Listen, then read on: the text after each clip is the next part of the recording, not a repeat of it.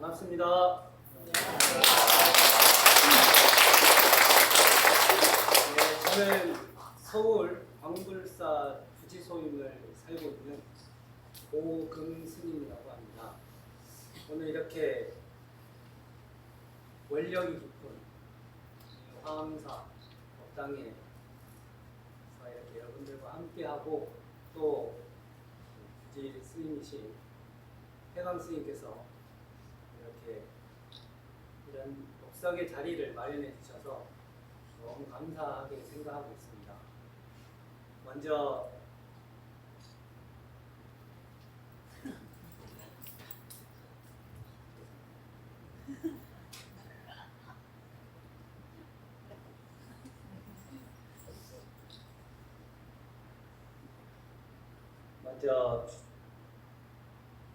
본문 전에 이제 저 역시도 너무 좋은 복고 공양을 올리게 되어서 너무 감개무량합니다. 제가 오늘 주제는 두둥 복고 공양 이렇게 제목을 잡고 오늘은 북이야기, 복고 이야기 또 어떻게 복고로 수행하고 또 아직도 저 역시도 정진하고 있는지에 대한 그런 이야기들 여러분들과 좀 나눠보려고 합니다. 먼저 북소리 잘 들으셨나요? 네. 너무 좋은 북을 여기 모시고 있는 것 같아서 저도 하면서도 신심났고 여러분들 아마 들으시면서도 더 신심나셨기를 기원드립니다. 먼저 절집안에서 북 이야기를 하기 전에 이제 북이 또 우리가 어떻게 우리한테 느껴지고 또 어떤 또 의미를 가지고 있었고 그 북 이야기를 잠깐 먼저 해보고 들어가면 북은 여러분들 알고 있으다시피 가죽으로 되어 있죠. 가죽으로 되어 있고 또 나무로 이어져 있습니다. 그래서 북은 세계에서 가장 오래된 화학기임에 분명하고 또 그 형태가 변하지 않고 오랫동안 이렇게 지속되어 왔다라고 볼 수 있습니다. 그런 북은 우리 전통적으로 보면 인도나 중국이나 우리 한국에서도 인도의 따블라, 시마따라 이런 북들이 있고 중국에도 큰 대보, 또 카렌의 청동북 이런 것들이 있듯이 우리나라에서는 최초로 낭랑공주, 자명고 들어보신 적 있으시죠? 네. 적군이 침범해 오면 이 북이 스스로 울렸다 이렇게 내려오는 전설이 있고 또 실질적으로 그렇게 북이 울렸다라고 하는 자명고라는 북이 있었던 것처럼 설화가 있었던 것처럼 나라를 지켜주고 또 우리 주변을 지켜주는 또 호법의 역할도 해왔었습니다. 그리고 또 부여에 영고라고 하는 제천의식도 있었죠. 북을 맞이합니다. 이렇게 북은 우리 전통 문화에서도 심심치 않게 볼 수 있었고 또 특히 북은 소리를 들어보셔서 아시겠지만 전쟁에서도 많이 쓰였었어요. 그래서 전쟁의 때 보통 우리 전진을 상징하고 전쟁에서는 전진과 후퇴가 가장 중요하거든요. 앞으로 전진, 후퇴 이 소리를 낼 때 전진할 때 북을 사용했고 후퇴할 때 징을 사용했다고 합니다. 그래서 전쟁에서 이기면 우리 다시 승전고라고 해서 북을 울리면서 성문 안에 들어오는 전쟁도 있었죠. 이렇게 전쟁에서도 쓰였던 북은 우리 민간에서는 노동이 많이 힘들고 삶이 좀 지칠 때 민간에서도 사물놀이라든지 이제 북을 통해서 노동요에 도움을 줬죠. 그래서 우리가 북을 울리면 심장이 어떻게 되죠? 쿵쾅쿵쾅 거리죠. 힘도 나고 으쌰으쌰 하는 그런 의미로 북은 우리 문화 속에 계속 침투해져 왔었습니다. 그런 북이 우리 절집안에 이렇게 들어온 이유, 또 그것이 그냥 단순히 북의 어떤 큰 소리뿐만 아니라 부처님 당시 때부터 불교에서 부처님의 설법, 전법하는 이 설법을 북소리의 비유를 많이 한 경전들이 나타납니다. 그래서 우리나라 사찰에서 북을 사용하게 된 정확한 기원은 이제 발견되지는 않지만 부처님 경전상에서 북, 대고, 법고, 홍고 이런 북들이 발견된 것들을 심심치 않게 보실 수 있죠. 원래 불교에서는 노래, 춤 이런 것들을 장려하나요? 금기시하나요? 장려해요? 우리 방금 참불가도 불렀는데 보통 이제 수행자들에게 정이라 암경이라든지 초기 경전들 보면 삼위율이라든지 삼위십계 이런 것들을 보면 원래 수행자들에게 노래 부르고 춤추고 이런 것들은 금기시하고 있습니다. 그래서 스님들이 노래하고 춤추고 이런 것들을 아직까지 초기 경전에 근거할 때는 이건 스님이 하면 안 된다 이렇게 이야기하기도 합니다. 하지만 대승경전에 보면 춤추고 노래하는 이유가 춤추고 노래하는 것을 금기한 이유가 우리들의 마음을 쉽게 들뜨게 하고 또 가볍게 하고 또 속된 마음으로 흐르게 하기 때문이다라고 나와 있어요. 그렇게 본다면 춤추고 노래하고 특히 이제 이런 음악에 관련된 부분들은 부처님 당시에도 두 가지 목적으로는 허용하고 있습니다. 부처님의 덕과 공덕을 찬탄하고 칭송할 때는 가능하다.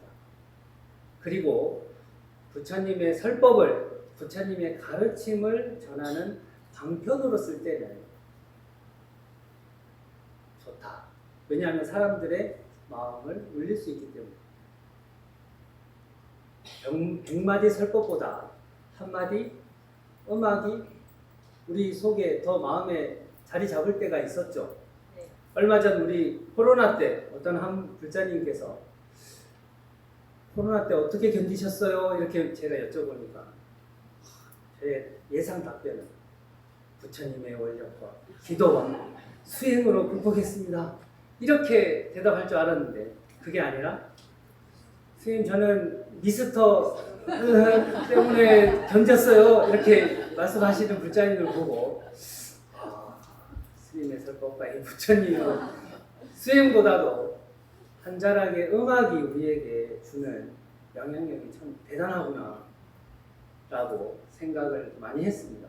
그래서 사찰에서도 산사음악회라든지 또 여러 가지 음악법회, 음악 공연을 통해서 이제 많은 불자님들이 또 합창단, 또 참불가 이런 것들을 합창단도 늘어나고 참불가도 많이 보급되었으면 하는 그런 바람도 가져봅니다. 그래서 그 여파로 아직까지 우리 절 집안에서는 사찰에서는 보통 보시면 우리가 이제 대사물, 소사물이라고 이야기를 하는데 바깥에 있는 네 가지 큰 사물은 범종, 법고, 모거, 운판 이런 것들은 대사물, 외사물이라고 보통 이야기하고 내사물, 우리 법당 안에, 사찰 안에 있는 사물은 요령, 목탑, 바라, 소종, 금고 이런 것들을 이제 소사물이라고 이야기를 합니다. 보시면 아시다시피 대부분 악기로 분류해 본다면 타악기만 있어요. 선율악기가 없습니다. 왜냐하면 그만큼 가야금, 검은고, 아쟁 이런 것들은 사찰 의식에서 많이 사용하지는 않죠. 전통 문화, 음악에서 많이 사용하지. 그 이유는 선율 음악은 우리들의 마음을 너무 흔들어 놓는다는 거예요. 그래서 보통 보시면 절집안에서 우리 사찰에서 불교에서 쓰는 의식 가운데는 대부분 무슨 악기? 타악기가 많다. 자, 그러면 왜 타악기가 많으냐? 그리고 타악기는 또 어떤 의미를 가지고 있길래 절집안에서 죽비, 옥탑, 노력 등등 이런 쳐서 소리를 내는 음악을 내지는 소리가 나는 그런 부처님의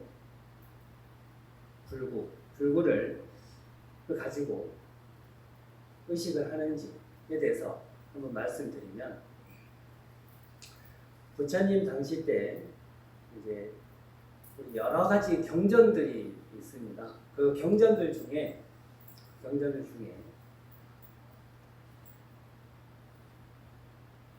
방금 법고를 올렸지만 대법고경이라고 있어요. 처음 들어보셨죠? 법고경이 있어? 네, 저도 공부하면서 알게 됐는데, 대법고경에 보면 어떻게 나오냐면 부처님의 설법을 북에 비유를 해서 나오는 내용인데, 아난존자와 부처님과의 대화입니다. 부처님이 이렇게 묻습니다. 아나나, 북소리가 어디서 나오느냐? 이렇게 물어요. 그러니까 여러분들 북소리가 어디서 나오죠? 네? 북에서?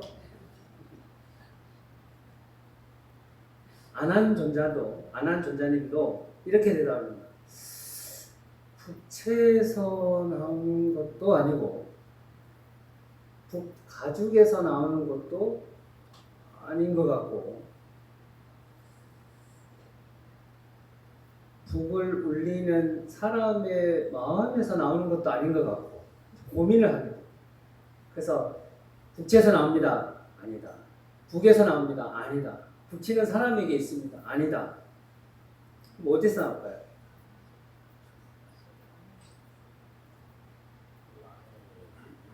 안에 울림이 있어.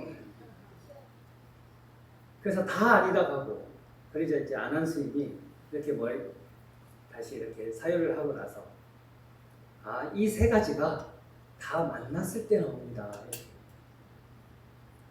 이것과 저것, 이것이 있으므로 부처님께서는 연기법을 말씀하시면서 이것이 있으므로 저것이 있고, 저것이 있으므로 이것이 있다. 이것이 사라지면 저것도 사라지고, 저것이 사라지면 이것도 사라진다. 모든 것이 만나는 것에 있습니다 하니까 부처님께서 그것도 아니다 이렇게 얘기했어요. 그럼 만나면 다 소리가 나느냐? 우리 손뼉도 만나면 소리가 나나요?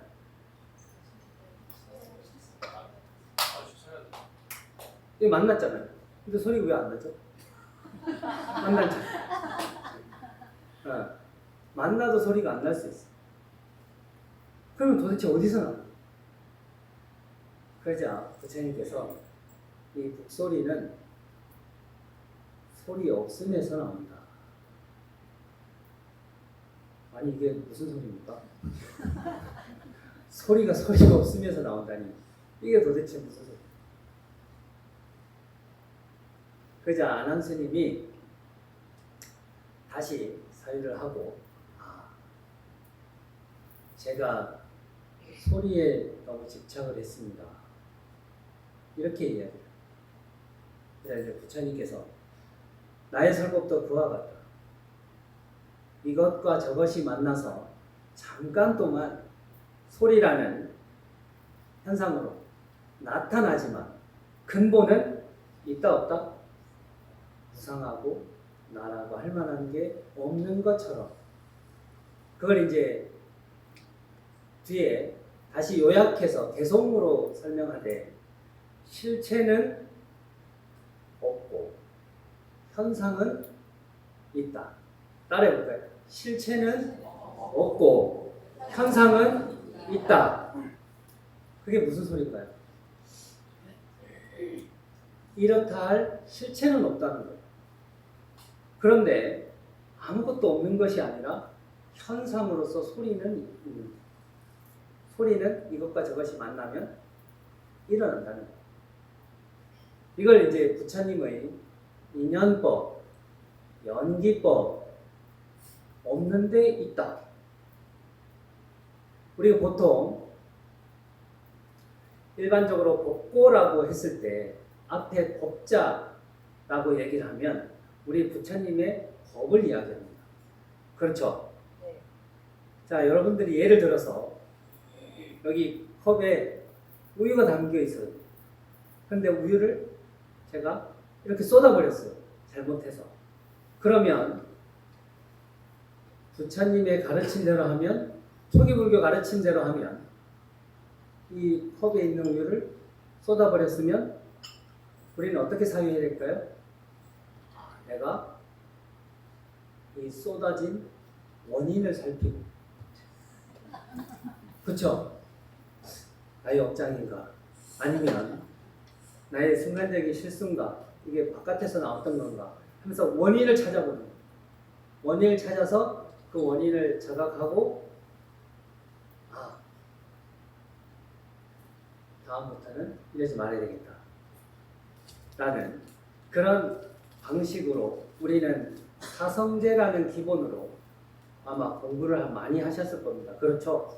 원인을 찾고 그 원인에 대한 집착을 벗어나서 8가지 도를 행해요.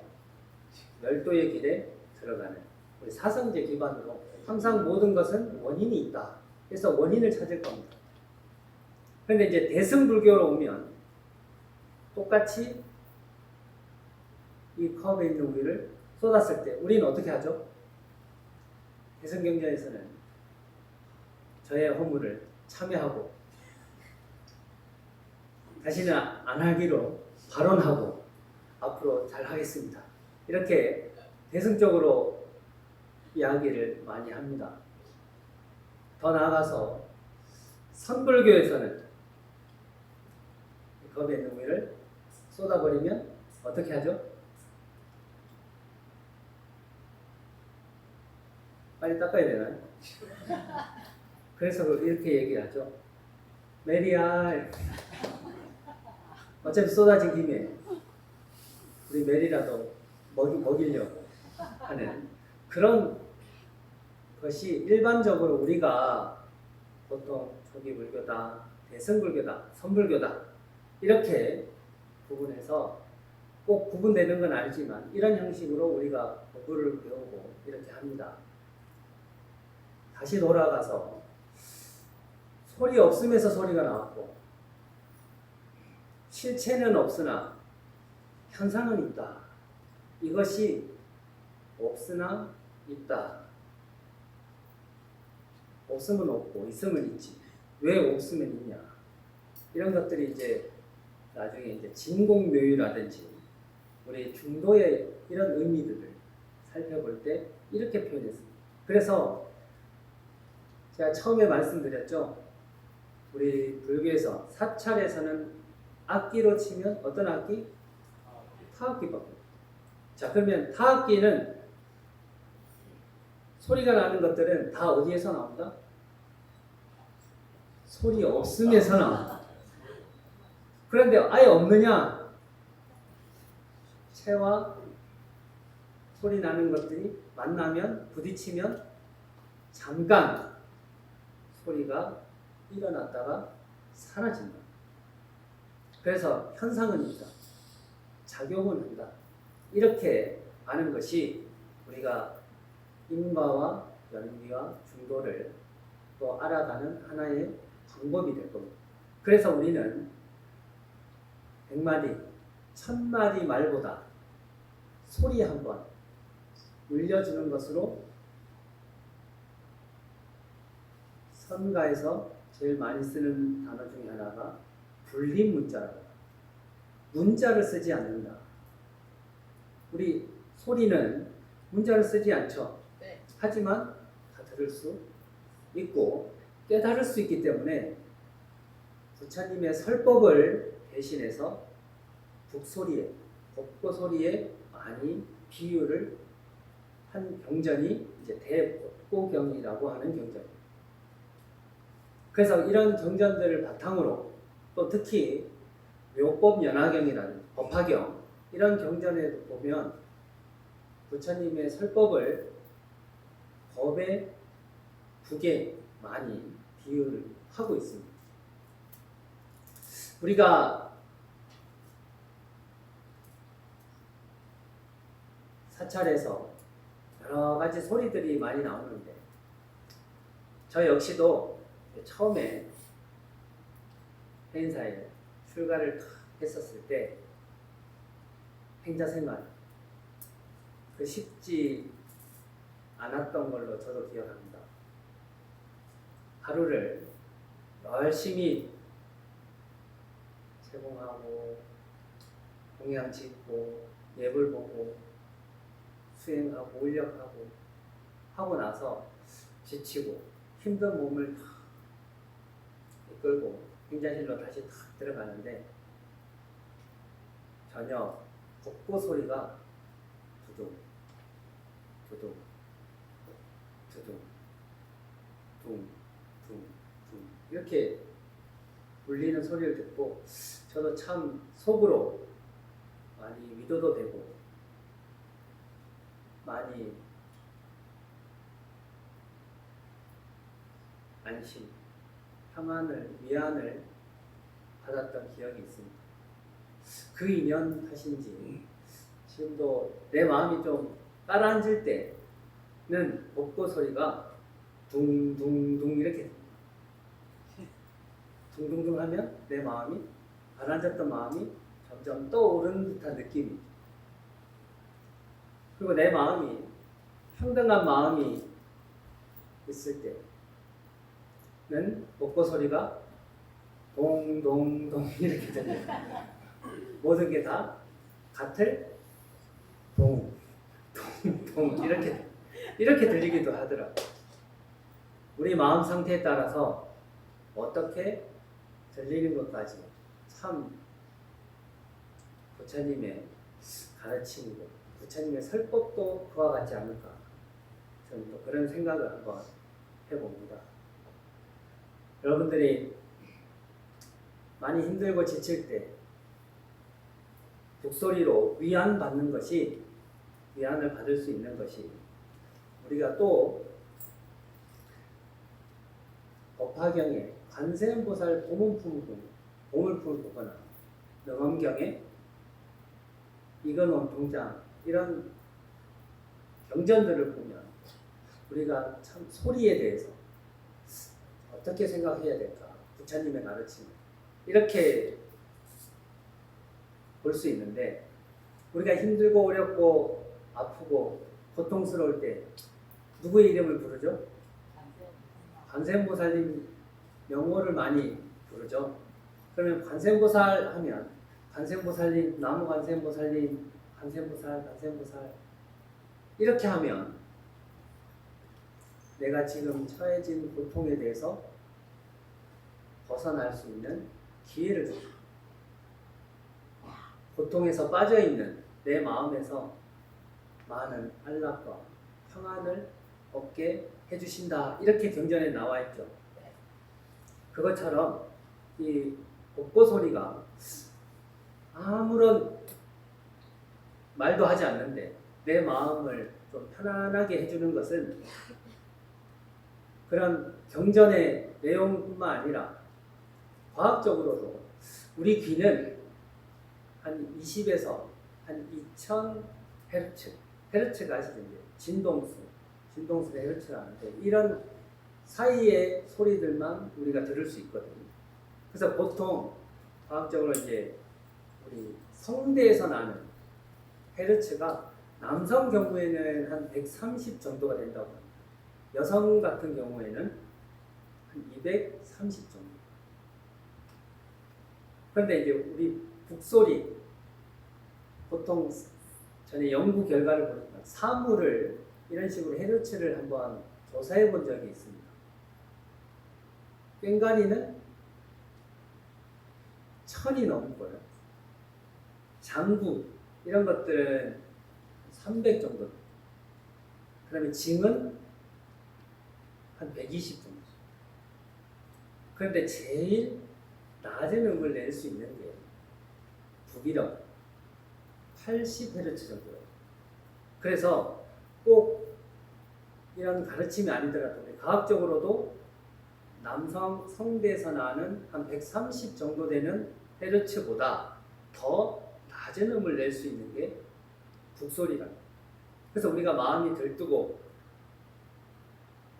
번뇌가 치성할 때 북소리 들으면 마음이 가라앉고 쉬게 되는 그런 효과를 내기도. 그래서 우리 보통 사물에서 범종은 어떤 중생을 구제하고 지옥 중생을 구제하고, 운파는 날아다니는 새들의 축생을, 새들 날아다니는 중생들을 구제하고, 또 목원은 물속에 있는 중생을 구제한다라고 얘기를 합니다. 그러면 법구는 축생, 우리와 같이 가죽이 있는 축생 중생들을 구제한다라고 얘기를 합니다. 그럼 어떻게 축생들을 구제할까요?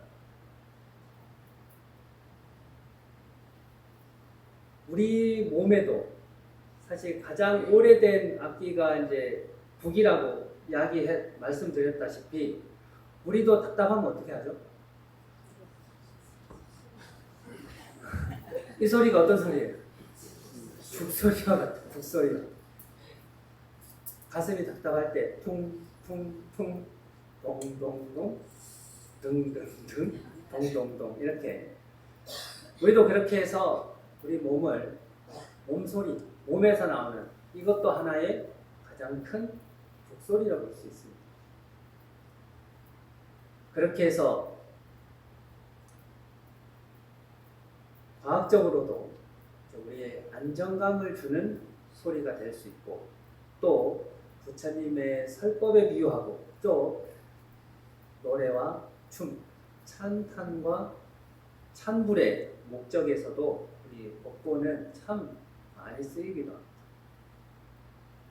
그리고 실질적으로 여러 가지 부처님의 불구 중에 법이라고 붙을 수 있는 것들은 법나, 그러니까 소라 말하는 거죠.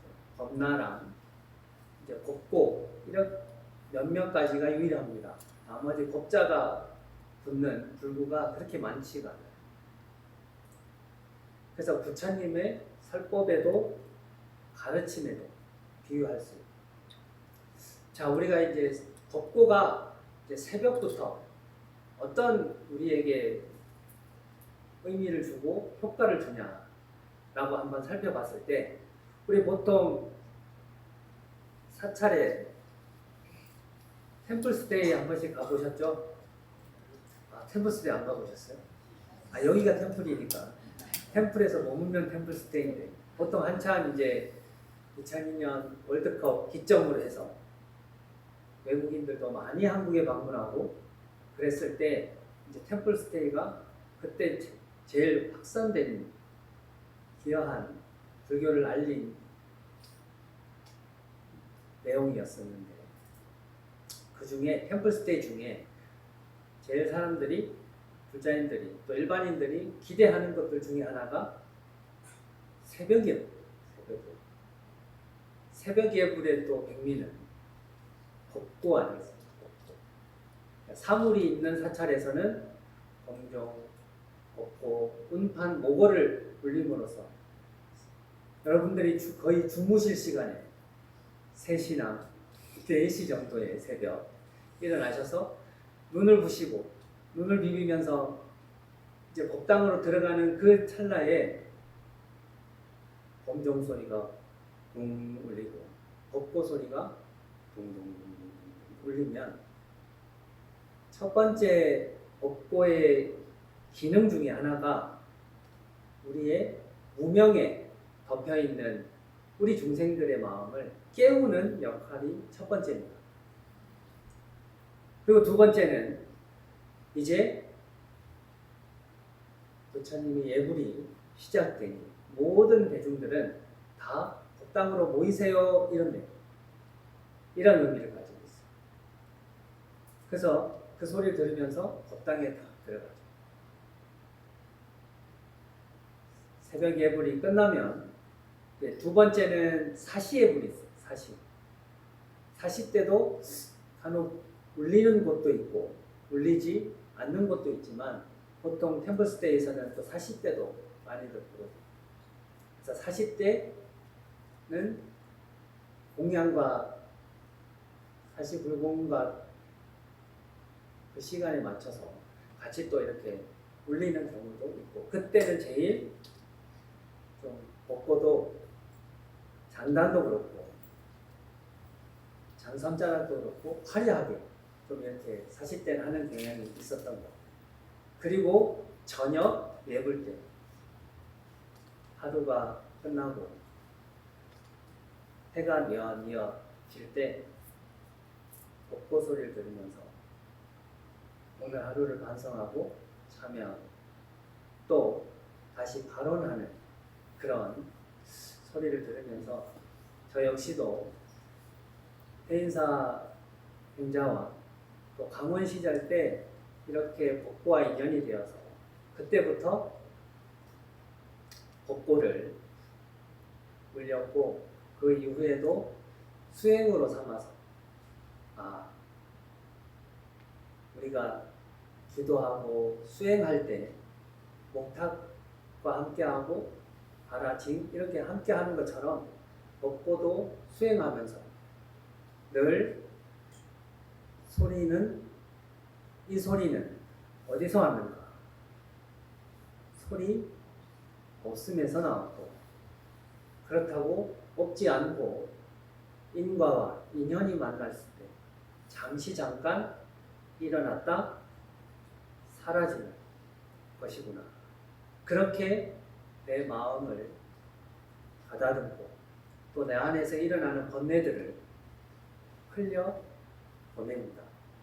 여러분들께서도 이제 관심을 가지고 사찰에서 법당에서 꼭 부처님의 설법이 아니더라도 부처님 설법을 대신해서 울리는 소리들을 가만히 듣고 보면 이런 가르침들이 녹아져 있고 스며져 있다는 사실을 항상 기억하시고 오늘 이 법석에서 벚꽃을 울렸고 또 벚꽃 공양을 올리게 돼서 저도 다시 한번 감사드립니다. 종합해서 저희가 오금 벚꽃 공양이라고 이름을 붙였습니다. 오금은 옛과 지금을 통해서 모든 것들이 다 변한다.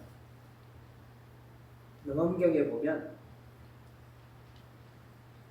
화사이와 빈비사라 왕과 부처님과의 대화가 나옵니다.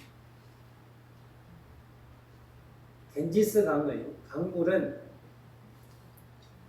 예전이나 지금이나 흘러가서 끊임없이 변하는데 그 겐지스 강을 보는 대왕의 보는 눈, 성품은 한 번도 변한 적이 없습니다. 이런 일화처럼 무생에서 소리 없음에서 변하지 않음에서 나타난 소리는 현상을 타고 현상에서 드러납니다. 그리고 벚꽃은 말 그대로 부처님을 찬탄하고 공덕을 칭송할 때 의미가 있고, 이 법고는 우리에게 무명을 깨워주고 이런 소리로 인해서 나의 번뇌에서 벗어나게 해주는 그런 작용을 하고, 그런 마음으로 부처님 전에 공양을 올리는 이 복음 복고 공양을 저 역시도 수행으로 잘 살피고 간직하고 앞으로도 그렇게 해 나가고 있습니다. 여러분들께서도 부디 이 울림이 여러분들께도 가슴에 전달되어서 늘 부처님을 생각하고 가르침을 생각하고 스님들 생각하는 삼보에 대한 염을 늘 하시고, 힘들고 어렵고 아프고 고통스러울 때 이 복고 공양이, 복고 소리가 여러분들 마음에도 큰 위안과 평안을 드리기를 기원드리고 축원드리겠습니다. 오늘 이렇게 함께 할 수 있어서 너무 감사했습니다. 우리가 지금 내가 복고가 되어서 같이 한번 손뼉으로 인사를 드릴까 합니다. 우리 대한민국 하면 다들 아시죠? 아시죠? 네. 근데 대한민국에서 멈춰버렸어요. 그 이후에 이 박수가 잘한다. 한번 해볼까요? 대한민국. 안 잊어버렸죠? 짝짝 짝짝짝. 그런데 이걸 이제 그때 축구에서 열광했던 게 아니라 우리 절집안에서 이미 익숙한 걸 가지고 우리 절집안에서는 다시 재해석하고 부처님의 가르침으로 만약에 바꾼다면, 힘들 때는 관세음보살, 그리고 우리가 늘 공양 올리고 우리의 근본 스승님이신 석가모니 할 수 있겠죠? 네. 다시 한번 해보도록 하겠습니다. 힘이 들 땐 지금 말하고 이게 몸하고 따로따로 놀아서, 힘이 들 땐 관세음보살, 우리 수행과 우리 근본 스승이신 부처님은 석가모니, 이렇게 함께해서 감사했습니다. 성불하십시오.